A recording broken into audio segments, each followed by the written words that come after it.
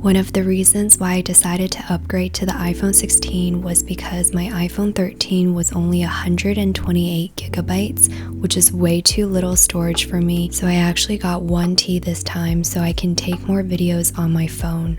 Aside from that, there is also the optimized battery life and larger display sizes from 6.68 inches for the iPhone 13 to 6.9 inches for the iPhone 16.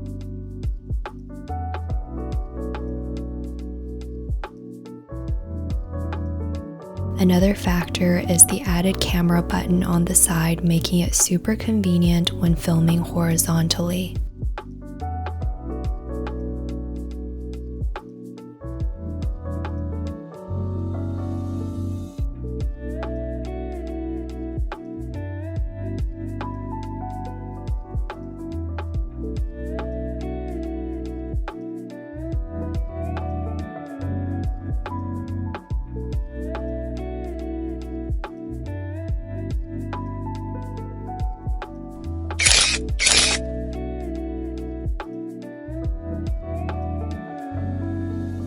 Thank you guys so much for watching, and I hope you enjoyed this video. Don't forget to subscribe and check out my other videos.